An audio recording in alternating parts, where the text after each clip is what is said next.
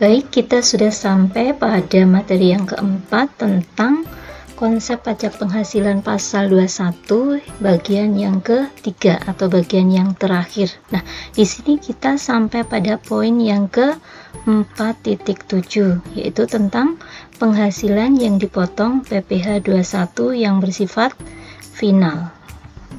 Ya, di sini final artinya pajak yang dipotong itu tidak dapat diperhitungkan atau tidak dapat digunakan sebagai pengurang PPh pasal 21 di akhir tahun. Nah, ilustrasinya seperti apa? Misalkan Tuan Andi itu berhenti bekerja atau pensiun. Kemudian Tuan Andi menerima uang jaminan hari tua atau uang tunjangan hari tua yang dibayarkan sekaligus dari BPJS Ketenagakerjaan. Nah, pada saat menerima uang JHT atau THT yang dibayarkan sekaligus dari BPJS Ketenagakerjaan, Tuan Andi akan langsung dipotong PPh pasal 21 pada saat itu juga. Dan PPh pasal 21 yang dipotong oleh BPJS Ketenagakerjaan ini tidak bisa dihubung-hubungkan atau tidak bisa digunakan sebagai pengurang pada perhitungan PPh pasal 21 di akhir tahun, baik dari tempat dia bekerja sebelum ataupun sesudah pensiun. Itulah yang dimaksud dengan final, ya. Kemudian apa saja pajak penghasilan pasal 21 yang bersifat final? Nah, di sini ada 3. Yang pertama yaitu adalah penghasilan berupa uang pesangon yang dibayarkan sekaligus oleh dana pensiun yang pendiriannya telah disahkan oleh Menteri Keuangan. Jadi di sini yang harus digarisbawahi adalah yang dibayarkan sekaligus. Nah, otomatis nanti PPh pasal 21-nya adalah bersifat final. Ya. Kemudian yang kedua adalah penghasilan berupa uang manfaat pensiun, jaminan hari tua atau tunjangan hari tua yang dibayarkan sekaligus oleh BPJS Ketenagakerjaan seperti contoh yang di depan tadi. Ya, jadi ini juga dibayarkan sekaligus. Nah, kemudian yang ketiga adalah penghasilan berupa honor, uang sidang, uang hadir, uang lembur, uang prestasi kerja yang diterima oleh pejabat negara, ASN, anggota TNI atau Polri yang sumber dananya dari APBN atau APBD. Nah, ini adalah penghasilan yang tidak teratur. Nah, itu juga nanti dipotong PPh pasal 21 yang bersifat final. Baik, selanjutnya kita ke poin yang ke-48. Ya, poin yang ke-48 kita akan membahas tentang yang bukan termasuk objek pajak PPh pasal 21. Yang bukan objek pajak PPh pasal 21. Nah, di sini ada 5. Yang pertama, santunan asuransi kesehatan, kecelakaan, jiwa, dwiguna, dan asuransi beasiswa. Ya, maksudnya di sini nanti kalau menerima uang asuransi kesehatan, asuransi kecelakaan, atau asuransi kematian, itu pada saat menerima uangnya kita tidak akan dipotong PPh pasal 21. Seperti itu. Kemudian yang kedua adalah natura keselamatan kerja yang sifatnya wajib yang diterima oleh pegawai. Nah, maksudnya natura itu adalah kenikmatan berupa misalkan baju keselamatan kerja. Nah, itu kan sifatnya wajib. Atau misalkan makanan minuman yang dimakan bersama di suatu perusahaan untuk kepentingan kerja di perusahaan. Itu juga kenikmatan natura. Nah, itu tidak kena PPh pasal 21, ya. Alat-alat kesehatan atau alat-alat keselamatan kerja itu juga tidak dipotong PPh pasal 21, ya, yang sifatnya wajib. Nah, untuk keselamatan kerja itu tidak dipotong PPh pasal 21. Dan yang ketiga adalah iuran kepada dana pensiun atau THT atau JHT yang dibayar oleh pemberi kerja. Itu juga tidak kena PPh pasal 21. Nah, kenapa? Di sini karena perusahaan membayar iuran atau dana pensiun yang diberikan kepada karyawan tapi disetorkan ke lembaga pensiun. Nah, di sini tidak kena PPh pasal 21 karena nanti pada saat si pegawai itu menerima uang pensiun atau uang THT atau uang JHT, itu pegawai itu akan kena PPh pasal 21, sehingga pada saat pegawai tersebut bekerja dapat iuran THT yang dibayar oleh pemberi kerja atau perusahaan, maka di sini tidak kena PPh pasal 21. Ya, sebabnya itu tadi, karena pada saat nanti pensiun si pegawai itu sudah akan dipotong PPh pasal 21. Ya, seperti itu. Dan yang keempat adalah zakat atau sumbangan keagamaan yang sifatnya wajib diterima oleh orang pribadi. Misalkan orang pribadi itu benar-benar memerlukan zakat, maka zakat yang diterima itu tidak boleh dipotong PPh pasal 21. Dan yang kelima adalah beasiswa yang diterima warga negara Indonesia dari wajib pajak pemberi beasiswa. Jadi pemberi beasiswa itu memang wajib harus memberikan beasiswa. Maka di sini beasiswa itu tidak merupakan objek PPh pasal 21. Ya, seperti itu untuk yang bukan objek pajak PPh pasal 21. Baik, sekarang kita pada poin 4.9, yaitu tentang konsep dasar menghitung PPh pasal 21. Nah, untuk menghitung PPh pasal 21 kita harus tahu rumus dasarnya, yaitu tarif dikalikan dengan dasar pengenaan pajak. Nah, dasar pengenaan pajak ini sering disingkat dengan DPP, ya.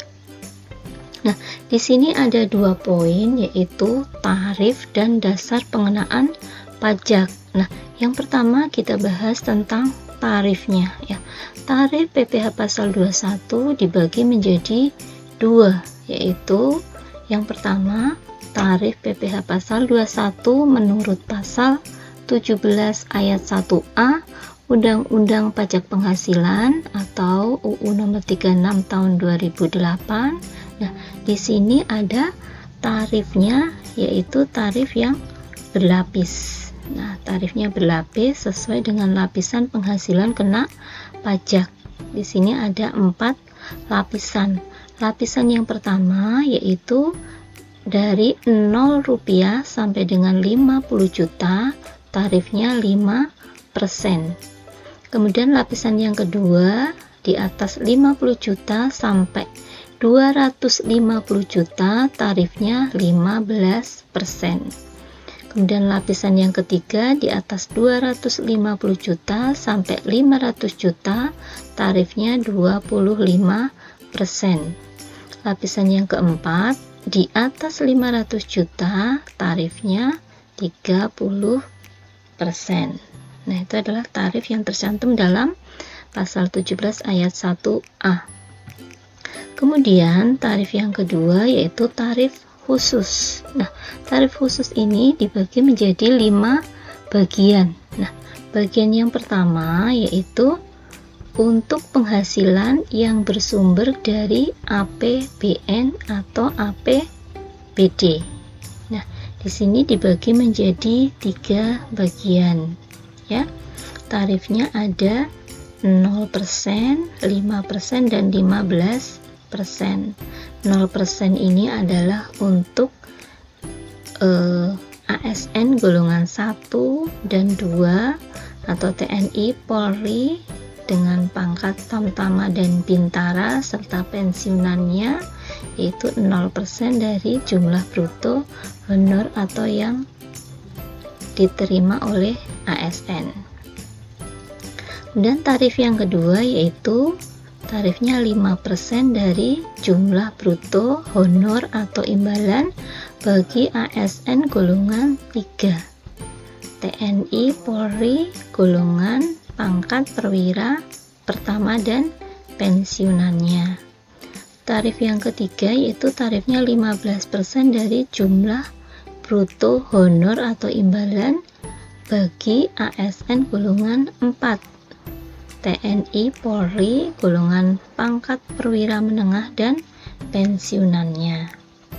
Kemudian untuk bagian yang kedua yaitu untuk penghasilan berupa uang pensiun yang diterima sekaligus. Nah, di sini ada 4 tarif. Tarifnya 0% itu untuk penghasilan bruto 0 sampai 50 juta dari uang pensiun yang diterima sekaligus. Kemudian tarifnya 5% untuk uang pensiun yang diterima sekaligus di atas 50 juta sampai 100 juta. Kemudian tarif 15% untuk uang pensiun yang diterima sekaligus di atas 100 juta sampai 500 juta. Kemudian yang terakhir tarifnya 25% untuk uang pensiun yang diterima sekaligus yang jumlahnya di atas 500 juta. Kemudian tarif khusus bagian yang ketiga yaitu adalah untuk penghasilan berupa uang manfaat pensiun, THT, JHT yang diterima sekaligus. Nah, di sini ada 2 macam tarif yaitu 0% dan 5%. Nah, 0% ini berlaku untuk jumlah penghasilan bruto dari THT, JHT yang diterima sekaligus tadi yaitu antara 0 rupiah sampai 50 juta tarifnya 0%, kemudian di atas 50 juta tarifnya 5%. Tarif khusus bagian yang keempat yaitu tarif khusus 5% atas upah atau uang saku yang bersifat harian, mingguan, satuan, atau burongan yang diterima pegawai tidak tetap atau tenaga kerja lepas di mana total keseluruhan upah dalam sebulan itu tidak lebih dari 10.200.000 yang dibayarkan tidak secara bulanan ya. Jadi pembayarannya tidak per bulan tapi per hari. Dan upahnya per bulan tidak boleh lebih dari 10.200.000 atau kurang dari 10.200.000. Kemudian tarif khusus yang kelima yaitu tarif PPh pasal 21 yang diterapkan untuk wajib pajak PPh pasal 21 yang tidak mempunyai NPWP menjadi lebih tinggi 20% daripada wajib pajak yang mempunyai NPWP. Jadi nanti bagi yang ber-NPWP tarifnya normal, bagi yang tidak mempunyai NPWP nanti tarifnya 20% lebih tinggi. Seperti itu. Nah, ya, tadi sudah kita pelajari bahwa konsep dasar penghitungan PPh pasal 21 adalah tarif dikalikan dengan dasar pengenaan pajak. Nah, tadi tarif sudah kita bahas, sekarang kita akan membahas tentang dasar pengenaan pajak. Nah, dasar pengenaan pajak itu dibagi menjadi 3 bagian. Nah, yang pertama, dasar pengenaan pajak itu berdasarkan penghasilan kena pajak. Yang kedua, berdasarkan penghasilan bruto yang diterima. Kemudian yang ketiga adalah berdasarkan 50% dari penghasilan bruto. Nah, masing-masing akan kita bahas satu per satu. Yang pertama, berdasarkan penghasilan kena pajak. Ya. Jadi, DPP-nya adalah penghasilan kena pajak atau PKP. Nah, untuk PKP sendiri itu rumusnya penghasilan neto dikurangi dengan PTKP. Nah, rumus ini, rumus PKP penghasilan neto dikurangi PTKP itu berlaku untuk pegawai tetap dan penerima pensiun. Kemudian yang kedua yang menggunakan dasar DPP itu adalah PKP, itu adalah yang kedua adalah bahwa PKP adalah penghasilan bruto dikurangi PTKP. Nah, ini berlaku untuk pegawai tidak tetap yang penghasilannya dibayarkan bulanan. Nah, penghasilan tidak tetap yang dibayarkan bulanan itu diterima oleh pegawai tidak tetap dengan penghasilan kumulatif sebulannya melebihi 4.500.000. Kemudian yang ketiga masih menggunakan dasar penghasilan kena pajak. Nah, penghasilan kena pajak rumusnya 50% dari penghasilan bruto dikurangi dengan PTKP. Nah, rumus seperti ini, 50% dari penghasilan bruto dikurangi PTKP, ini berlaku untuk penghasilan bukan pegawai yang menerima penghasilan berkesinambungan, baik untuk tenaga ahli maupun bukan tenaga ahli. Ya, jadi nanti menggunakan rumus yang PKP sama dengan 50% dari penghasilan bruto dikurangi dengan PTKP. Nah, ini adalah DPP-nya penghasilan kena pajak. Kemudian yang kedua, DPP-nya itu berdasarkan penghasilan bruto yang diterima. Nah, jadi di sini DPP sama dengan penghasilan bruto. Nah, berlaku untuk siapa saja? Ini yang pertama adalah anggota Dewan Komisaris yang tidak merangkap sebagai pegawai tetap. Jadi penghasilan brutonya yang diterima oleh Dewan Komisaris yang tidak merangkap sebagai pegawai tetap itu nanti langsung dikalikan dengan tarifnya. Kemudian yang kedua yaitu mantan pegawai yang memperoleh penghasilan tidak teratur, ya. Kemudian yang ketiga, peserta program pensiun yang masih berstatus sebagai pegawai. Nah, nanti sama DPP-nya adalah penghasilan bruto. Yang keempat adalah peserta kegiatan, ya, yang memperoleh imbalan atau honor lomba dan seterusnya, itu DPP-nya adalah penghasilan bruto, nanti dikalikan tarifnya. Kemudian yang selanjutnya yaitu pejabat ASN, TNI, Polri yang menerima honor atau imbalan yang berasal dari APBN atau APBD. Kemudian yang seterusnya adalah penerima uang pensiun, manfaat pensiun, THT atau JHT yang diterima sekaligus.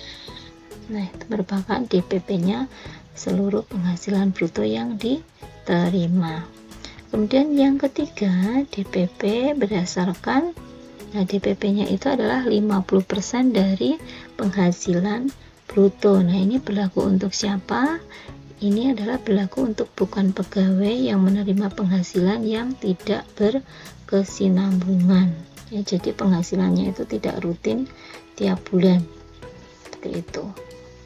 Nah, kemudian, sebagai contoh, dasar pengenaan pajak yang akan kita bahas di sini adalah dasar pengenaan pajak berdasarkan penghasilan kena pajak untuk pegawai tetap. Sebagai ilustrasi saja untuk nanti ke depannya kita akan membahas tentang penghitungan PPh pasal 21 untuk pegawai tetap. Nah, di sini PPh pasal 21 untuk pegawai tetap itu rumusnya tarif dikalikan dengan DPP atau dasar pengenaan pajak. Nah, dasar pengenaan pajaknya di sini menggunakan penghasilan kena pajak. Kita menggunakan contoh yang pertama tadi, ya, berdasarkan yang pertama.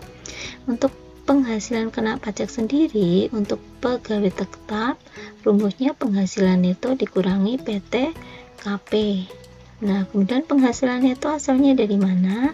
Penghasilan neto asalnya dari penghasilan bruto dikurangi dengan pengurang. Nah, di sini pengurang penghasilan bruto itu apa saja? Nah, pengurang penghasilan bruto untuk pegawai tetap itu ada 2 ya. Yang pertama adalah biaya jabatan. Nah, ketentuan dari biaya jabatan ini adalah 5% dari penghasilan bruto yang diterima oleh pegawai tetap. Nah, paling tinggi 6 juta setahun atau 500.000 per bulan. Maksudnya seperti apa? Jadi nanti kalau kita menghitung biaya jabatan 5% dari penghasilan bruto, hasilnya itu lebih dari 6 juta, misalnya 7 juta hasilnya, maka ditetapkan 6 juta atau ditulis 6 juta. Kemudian apabila biaya jabatannya 5% dari penghasilan bruto per bulan, hasilnya itu lebih dari 500.000, maka nanti tetap ditulis sebesar 500.000 ya, seperti itu. Kemudian pengurang yang kedua selain biaya jabatan itu untuk pegawai tetap adalah iuran pensiun, iuran THT atau iuran JHT yang dibayar sendiri setiap bulan oleh pegawai tetap tersebut ke lembaga pensiun. Nah, ini sebagai pengurang penghasilan bruto untuk pegawai tetap. Nah, kemudian di sini ada terkait dengan penerima pensiun. Nah, yang menerima pensiun berkala nanti dalam mencari penghasilan netonya dicari dengan rumus penghasilan bruto dikurangi biaya pensiun. Nah, biaya pensiun juga ditentukan 5% dari penghasilan bruto pensiun yang diterima setiap bulan. Nah, maksimal 200.000 per bulan. Nah, jadi nanti misalkan 5% dari penghasilan bruto pensiun sebulan itu hasilnya lebih dari 200.000 per bulan, maka nanti tetap ditulis 200.000. Nah, apabila menghitungnya per tahun, misalkan 5% dari penghasilan bruto pensiun setahun, penghasilan setahun dari uang pensiun maksimal 2.400.000. Artinya jika nanti penghitungan 5% dari penghasilan bruto setahun uang pensiun lebih dari 2.400.000, maka tetap ditulis 2.400.000 seperti itu. Nah, ini sebagai gambaran rangkuman dari apa yang sudah kita bahas tadi, PPh pasal 21 untuk pegawai tetap. Ilustrasinya seperti ini. Jadi nanti yang pertama kita mencari penghasilan bruto. Penghasilan bruto itu ada gaji pokok, ada tunjangan transport, tunjangan makan, dan seterusnya. Ada premi-premi yang diberikan atau yang dibayarkan oleh perusahaan ke lembaga asuransi. Nah, kemudian di jumlah penghasilan bruto sebulan dikurangi dengan biaya jabatan. Nah, biaya jabatan tadi 5% dari penghasilan bruto sebulan. Kemudian dikurangi lagi dengan iuran dana pensiun, iuran JHT, iuran THT yang dibayar sendiri oleh pegawai tetap. Nah, penghasilan bruto kurangi biaya jabatan, kurangi iuran dana pensiun, JHT, THT dibayar sendiri oleh pegawai tetap, akan ketemu penghasilan neto. Nah, penghasilan neto sebulan ini nanti akan dikurangi dengan PTKP. Nah, tapi kalau mau dikurangi dengan PTKP, di sini penghasilan neto harus disetahunkan dulu atau dikalikan 12. Penghasilan neto sebulan dikalikan 12, ketemu neto setahun, kemudian dikurangi dengan PTKP. Nah, penghasilan neto setahun kurangi PTKP itu akan ketemu penghasilan kena pajak setahun. Nah, penghasilan kena pajak ini nanti yang akan dikalikan dengan tarif sehingga ketemu PPh pasal 21 terutamanya, yaitu tarif dikalikan dengan penghasilan kena pajak setahun. Nah, Nah, tadi penghasilan kena pajak didapat dari penghasilan neto setahun dikurangi PTKP. Nah, apa yang dimaksud dengan PTKP? Nah, di sini kita bahas bahwa PTKP itu adalah penghasilan tidak kena pajak. Nah, penghasilan tidak kena pajak itu dapat dirinci sebagai berikut. Nah, nanti masing-masing wajib pajak itu dapat elemen PTKP. Nah, untuk wajib pajak sendiri, elemen PTKP-nya yaitu 54 juta setahun. Kemudian status kawin atau untuk istrinya atau untuk suaminya, jika suami tidak bekerja atau tidak mempunyai penghasilan apapun, maka PTKP-nya 4.500.000. Kemudian tanggungan per orang anak yang menjadi tanggungannya maksimal 3 orang anak. Jadi misalkan anaknya 4, yang ditanggung adalah maksimal 3 orang anak. Per anaknya 4.500.000 ya.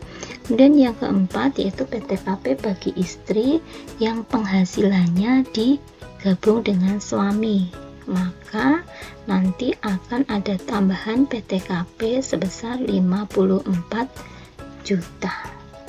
Nah, seperti itu kita sudah bahas tentang konsep penghitungan PPh pasal 21. Nah, nanti selanjutnya kita akan bahas di materi yang kelima tentang perhitungan PPh pasal 21 untuk pegawai tetap.